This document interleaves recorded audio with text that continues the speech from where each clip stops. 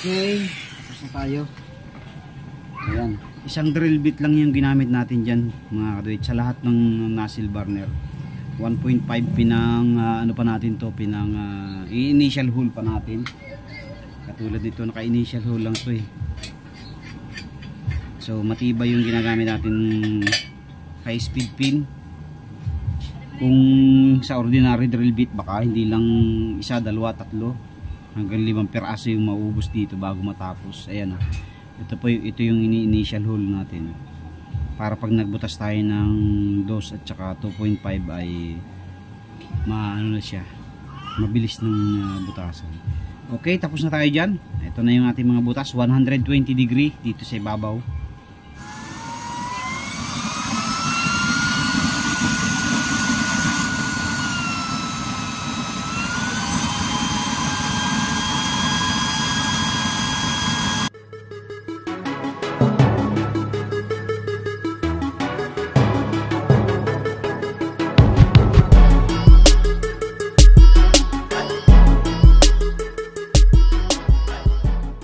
What's up mga kaduit, welcome back dito sa ating YouTube channel. Good morning sa inyong lahat. At as you can see, ito yung ating mga pininturahan last week.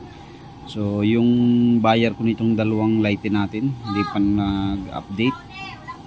So ito ipiprepare na rin natin yan. Tapos ito ay tapos na rin natin mapintahan. Ang gagawin na lang natin dyan ay bubutasan natin yung pinaka top ng burner, nozzle burner natin, kasi hindi ko na ito nabutasan last time dahil gabi na, pero lahat ng ilalim butas na yan. Nagbawas nga pala ako dito ng butas, dati 28 holes, so ngayon ginawa ko ng 24 holes na lang. So nagbawas ako ng isang layer. Dati ginagawa ko 6 layer yata sa ilalim. Ayan. Ginawa ko na lang 4 layers yan. 1, 2, 3, 4. Ayan. So hindi pa pala tapos to. Ito pa lang mga slim type natin, hindi pa pala tapos butasan. So initial pa lang. Bubutasan na lang natin mamaya. Unahin muna natin butasan yung ibabaw. Ito ganun din.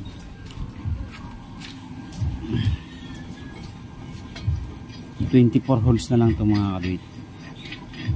Mas pinalakas natin yung ibabaw para mas magandang apoy.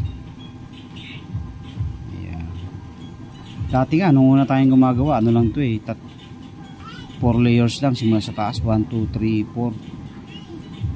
Ngayon siyempre habang nagtatagal na didiscover natin yung mga technique, kaya nag-i-improve yung ating mga butas. So 2.5 at saka 2 yung kulang pa dito sa baba. 2.5, 2 ito 1.5 lang to, tapos dito 1.5. Mamaya ano natin yung bubutasan natin. Unahin muna natin yung ibabaw, lahat ng ibabaw. So ito palang isa, nabutasan na natin ito. Ayan. Hey there. Tapos na yan. Subscribe to my channel. And also press this bell icon. Naglalaga kasi tayo ng saging. Hindi siya masyadong malakas. Alalay lang kasi paluto na yung saging natin. Diyan natin tinesting. Baba yung chamber nito. Medyo mababa kaya hindi talaga siya swak dito sa chamber na to. Tinesting lang natin siya dyan. Yan.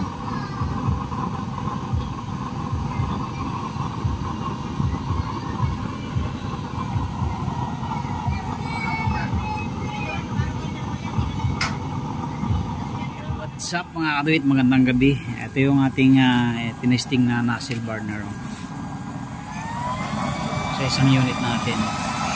Lakas din, no?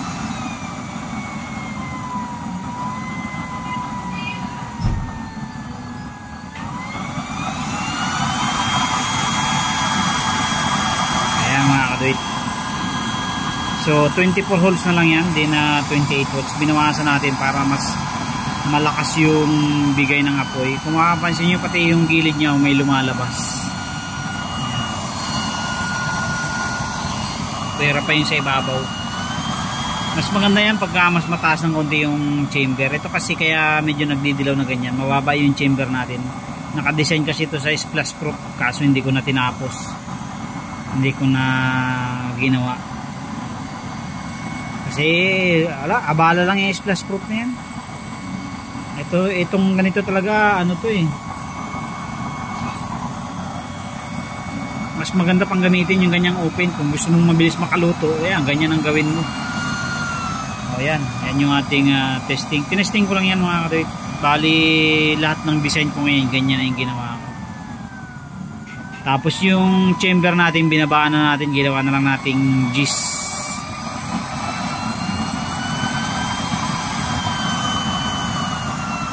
Pag nilagyan natin ng ano yan, ayan o, akala nyo lang medyo yellow flame, pero pag nilagyan nyo ng salang, lumlo yan, ang lakas pa. So ganyan yung mga bagong design ngayon natin mga kadawit ng nozzle burner, para mas may puwersa, mas malakas. Kasi pag maraming base dun sa mga na-experience ko na mga nagawa natin, pag maraming butas sa katawan ng nozzle burner, sa bandang taas ay humihina siya. So ginawa natin yan, 3 layer lang yung butas niya sa ilalim, no, isang layer ng oil distractor, tapos 2 supporting hole, 2 layer, tapos isa sa leeg. Mas maganda nga wala na sa leeg eh, kasi parang yung sa leeg parang nakakabagal pa rin ang pagangat ng apoy eh.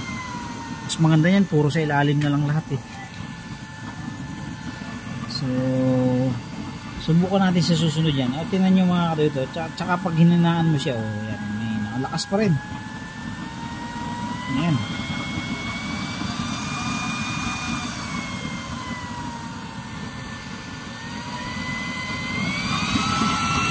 Ayan, lakas oh. Sulit to, sulit. Ganyan na lahat yung mga ginawa natin na mga nozzle burner.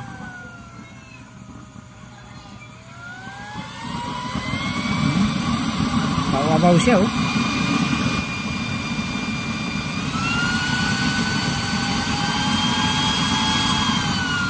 Pero pag sinubrang lakasan mo rin, humihina din. Kailangan alalayan mo rin lang yung volume. Katulad niya na, yan yung volume niya.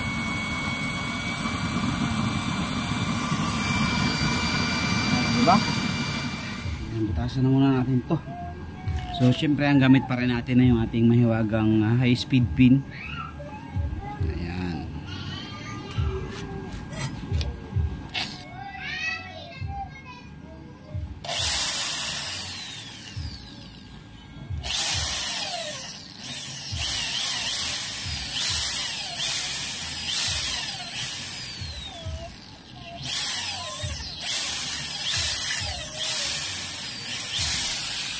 Sa pagbubutas nito mga kabait, para siyang may buhangin, kaya hindi mo pwedeng isang diretso.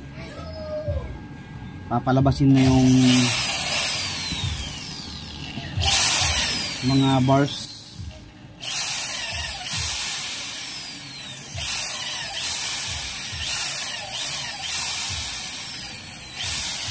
Ganun lang ang technique. Pag diniretso mo kasi nababali yung bit.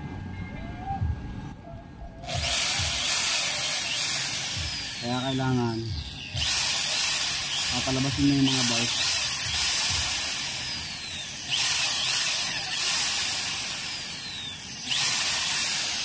Bago mo siya i-diretso.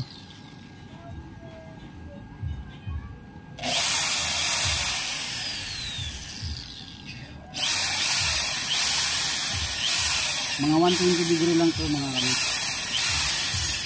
Sure lang na huwag tatama yung butas na yan dito. Kasi pag tumama siya dyan, dumidilaw.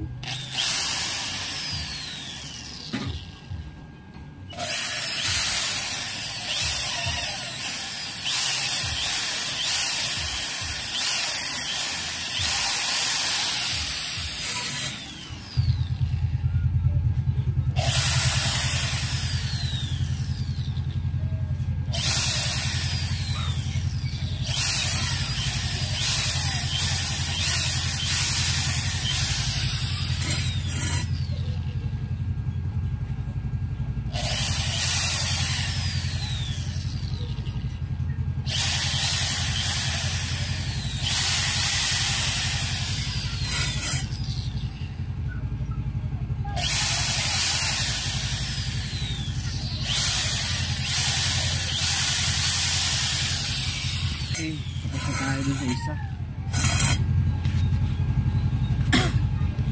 Next tayo.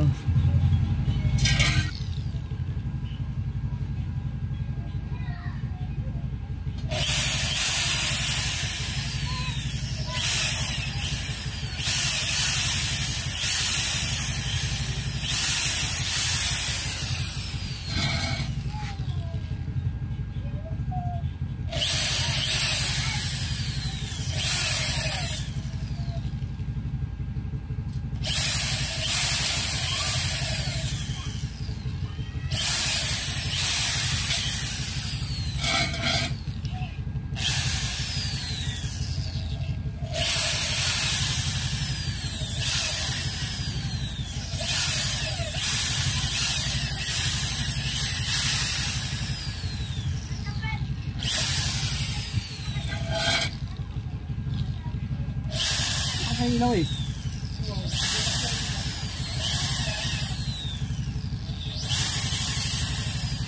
Kala ko nanyan yung sticker dito kasi ano.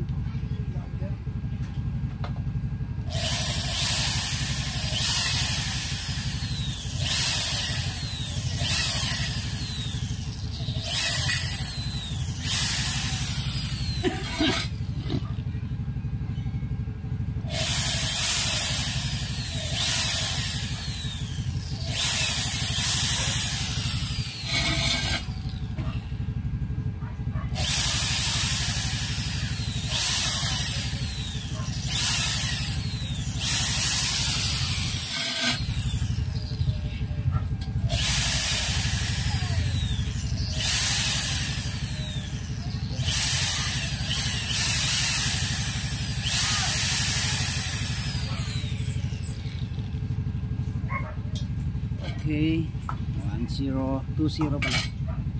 Next tayo.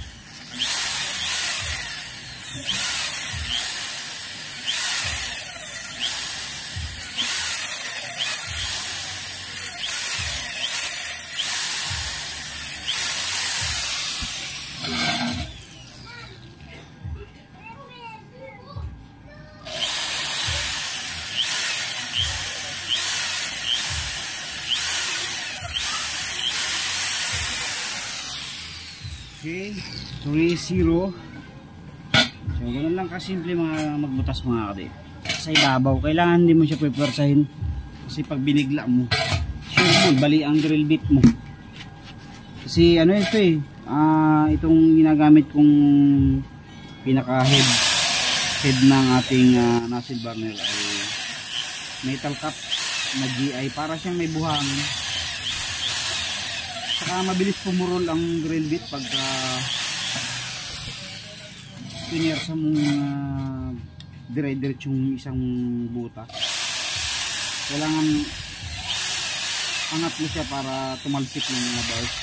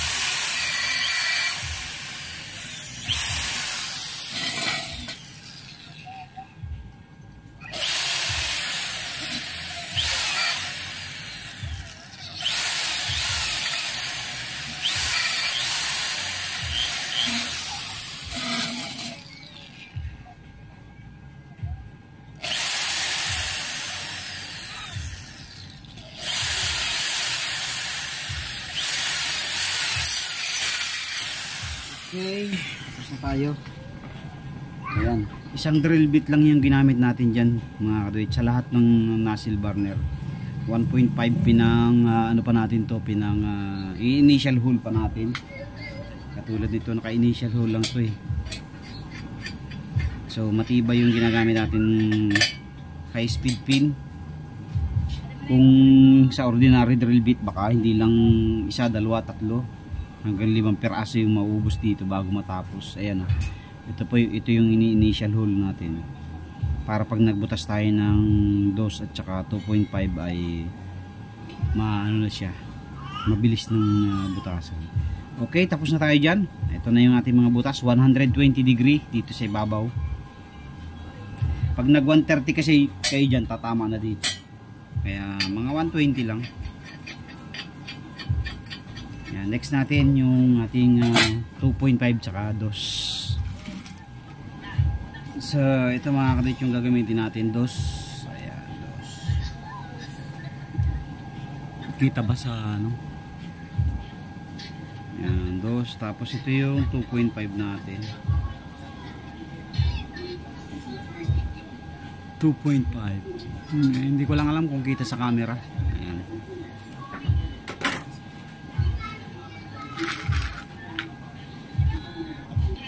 Okay, dito muna tayo sa isa. Dos muna natin lahat ng 2.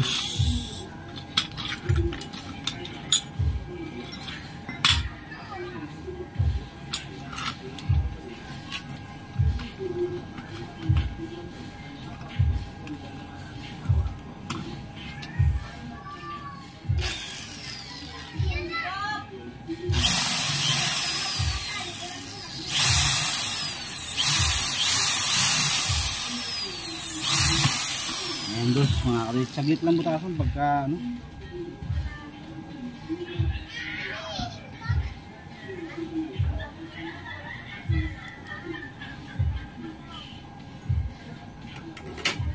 Pagka mayroon na initial hole.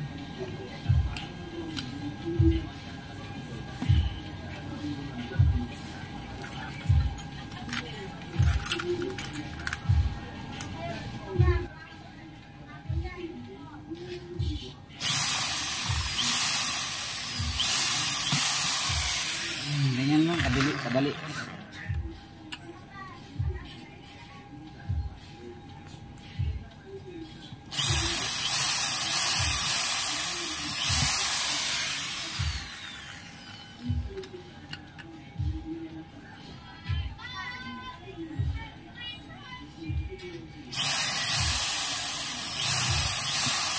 Kumbaga sa ano, susundahan mo na lang yun eh. Susundahan lang para. Tapos yung third layer mga kadit, ginagawa ko 2 magkatapatan lang.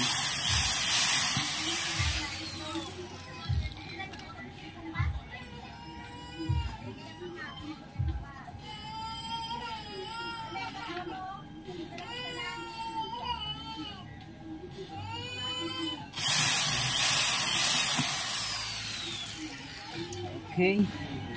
So ito na yung 2. Second layer 2. Yan, 4. Tapos 2 sa third layer magkatapat.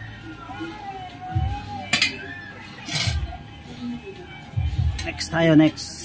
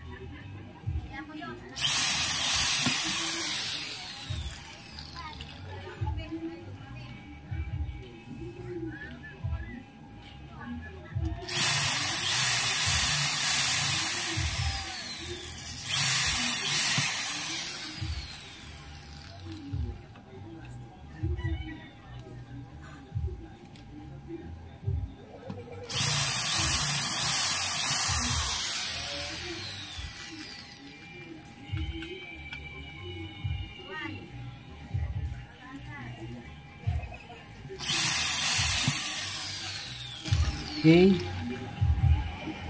Next.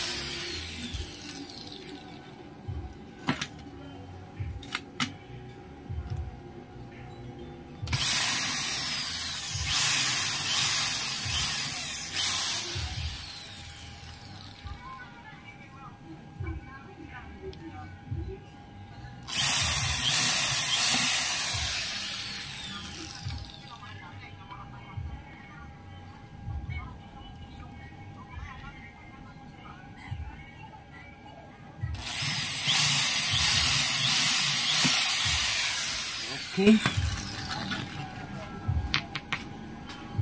Tapos na tayo mga kadit. Hindi pa pala. Dos naman tayo. 2.5 na tayo. Okay, 2.5 naman tayo. Medyo malaki to mga kadit. Pwede hanggang 3 kung gusto niyo mas malakas. 3 pwede.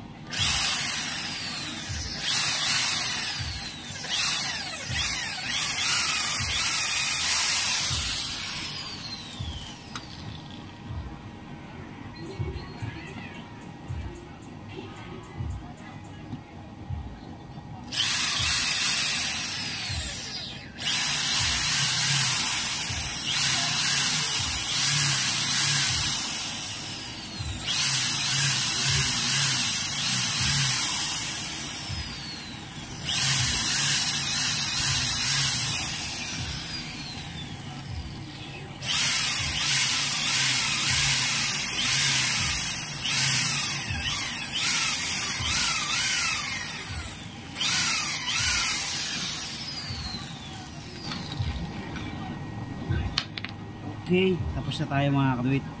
So, ang butas nito, pababa talaga. Sikapin natin na mas mapababa natin. Ayan. Para mas maganda yung oil distractor. Ayan. Pag tama ng hangin dun sa langis, mas maganda ang buga.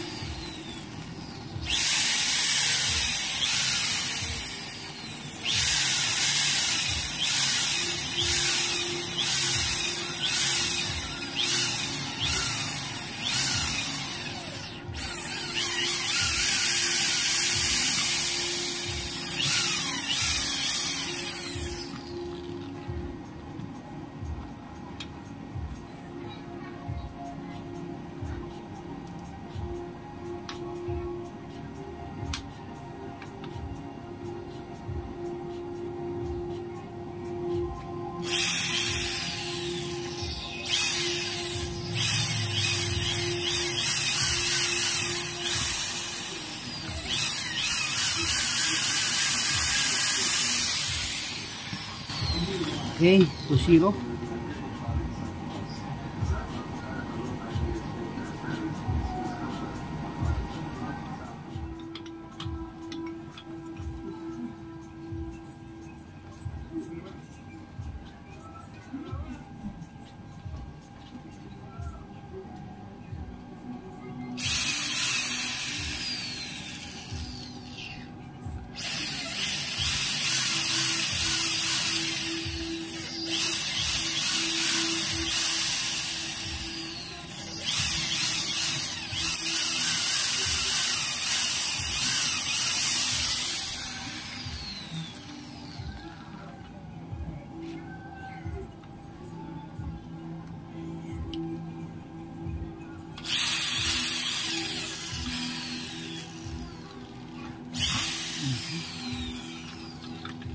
Kumabios.